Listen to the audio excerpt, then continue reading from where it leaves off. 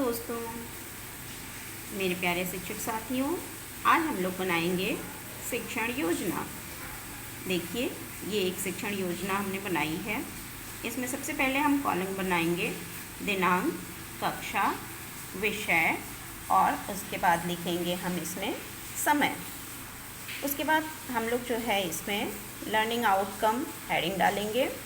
Learning outcome के अंतर्गत हम ये लिखेंगे कि इस पाठ को पढ़ने के बाद बच्चों के अंदर हम क्या क्या अपेक्षित दक्षताएं ला पाएंगे।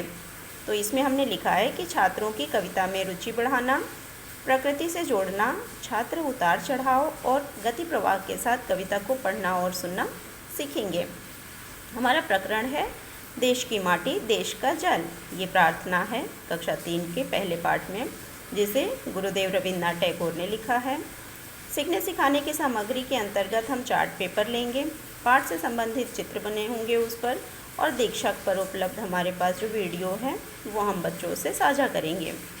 सीखने सिखाने की गतिविधियों के अंतर्गत हम इसको चरणों में बांटेंगे और सबसे पहला चरण होगा शिक्षण के आरंभ में। इस शिक्षण के आरंभ में चरण के अंतर्गत हम पाठ से संबंधित चर्चा करेंगे बच्चों के साथ कि वो पाठ में आए हुए शब्दों से परिचित हैं, उसके बारे में जानते हैं।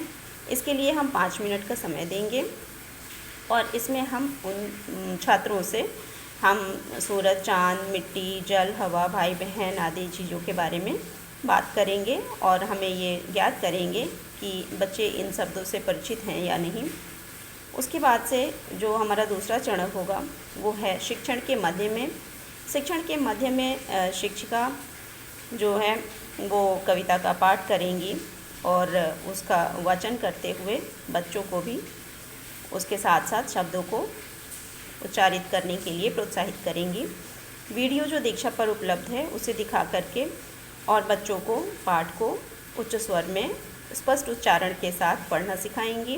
बीच बीच में वीडियो को पॉज करके शिक्षिका बच्चों को शब्दों के अर्थ से भी परिचित कराएंगी, जो भी चीज़ें उनको समझ में नहीं आएगी। इसके लिए हम 20 मिनट का समय लेंगे और हम बीच बीच में कक्षा का अवलोकन भी करते रहेंगे कि बच्चे किस प्रकार से कक्षा में शामिल हैं। इसके बाद दोस्तों हमारा जो तीसरा चरण होगा वो होगा शिक्षण के बाद, अर्थात कि पाठ को पढ़ाने के बाद हम बच्चों से छोटे छोटे प्रश्न पूछेंगे जो कि पाठ से संबंधित होंगे। इसमें हमने शब्दों के अर्थ और तुकांत शब्द लिए हैं। इस प्रकार से आप अपने हिसाब से और भी शब्द ले सकते हैं और भी प्रश्न ले सकते हैं। इसके बाद जो हमारा चौथा चरण होगा वो होगा गतिविधि। गतिविधि के अंतर्गत दोस्तों हम लोग जो है पाठ से संबंधित गतिविधि कराएंगे, सस्वर वाचन कराएंगे पाठ का। इस पे हम कोई और गतिविधि भी करा सकते हैं, कुछ खेल के माध्यम से। इस प्रकार से बच्चे जो है उस कविता से, उस प्रार्थना से या जो भी पाठ हम पढ़ा रहे हैं उससे पूरी तरह से परिचित हो जाएंगे।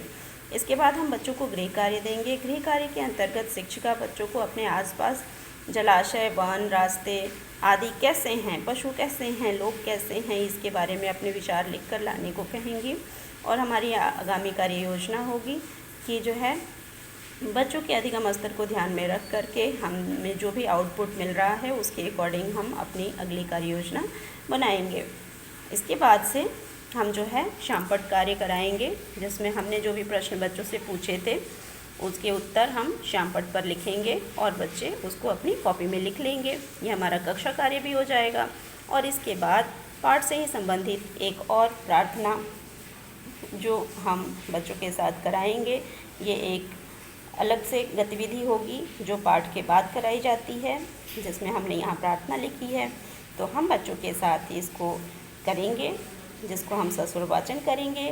तू है सब पर प्यार लुटाता, तू है सबको राह दिखाता, अंधियारे में जोत जलाता, इस धरती को हरा बनाता, तुझसे चलता सबका काम, हम करते हैं तुझे प्रणाम। क्रोध बैर को दूर भगाया, सच्चाई का मार्ग दिखाया, कभी न भूलें तेरा नाम, हम करते हैं तुझे प्रणाम। इस प्रकार से बच्चे ईश्वर से प्रार्थना करेंगे, उन्हें प्रणाम करेंगे। धन्यवाद।